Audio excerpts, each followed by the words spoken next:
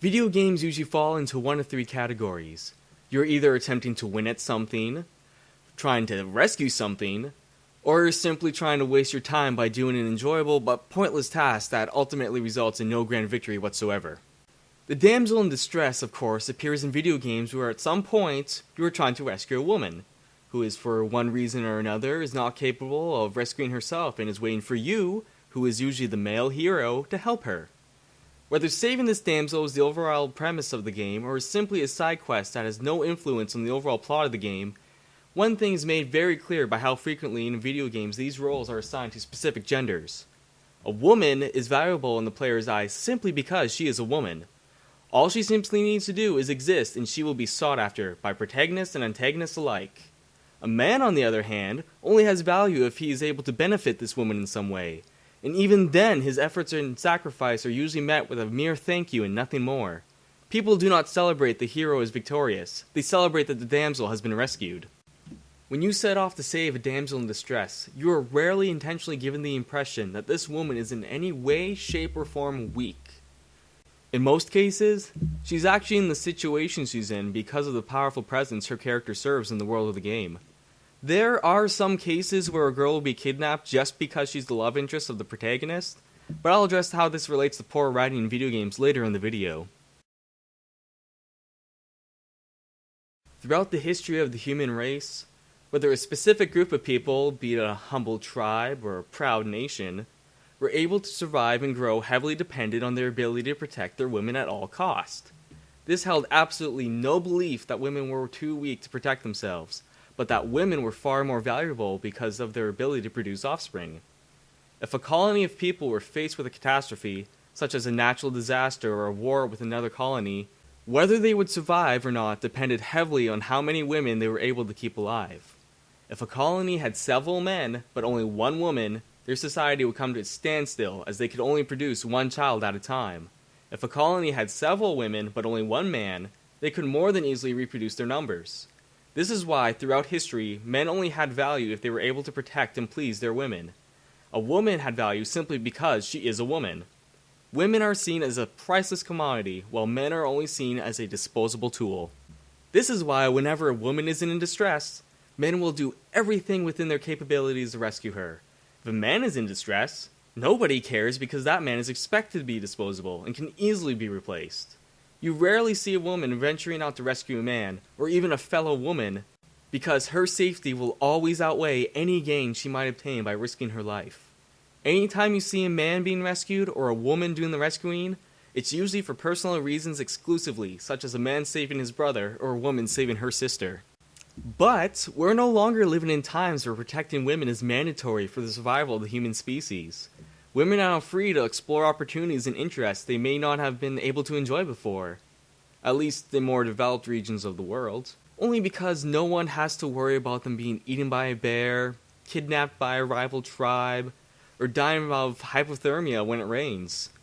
Of course, humans have had hundreds of thousands of years to evolve and mature as a species, while video games as a medium have had about 6 decades.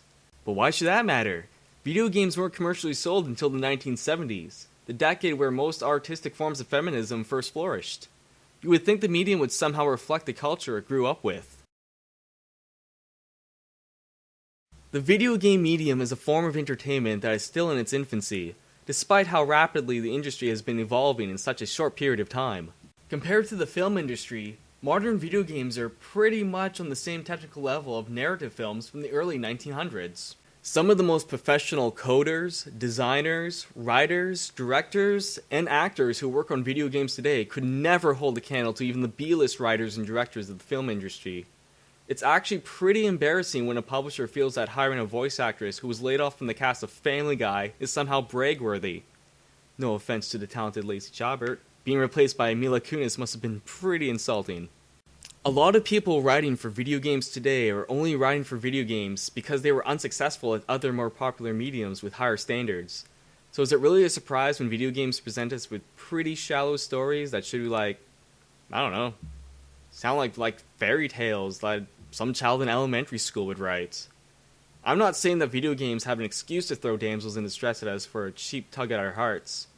What I'm saying is that the mediocre writers are going to present us with mediocre characters. And that's all that we can really expect until we start getting more people interested in video games. How many revolutionary and interesting characters did your typical motion picture from the year 1902 give us? They were all either blatant stereotypes or were really abstract situational characters. It is a lot easier to write an entertaining character than it is to write a good character, and that's something that really works well with video games. Most people are playing video games to be entertained, not to soak in a good story and well-written characters. If novels and movies are anything to go by, damsels in distress are never going to go away. They are a cheap tactic used by writers in order to evoke a petty emotional response out of the customer. But there are still steps that developers can take to make it considerably less sexist. First of all, if a developer wants to write a story where the main character is seeking to rescue another person, give the main character a unique reason for wanting to rescue that person, where neither the hero or the victim have an obvious gender.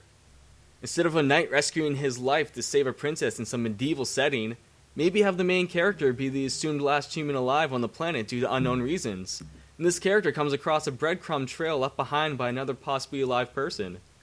Instead of having the hero trying to rescue his or her sibling, try designing a main character who is suffering from multiple personality disorder, trying to save him or herself from their own personalities. Has this been done before? I think that sounds like a really fucking cool idea for a game. Just find interesting reasons to rescue a person who might never have been used as a plot device before.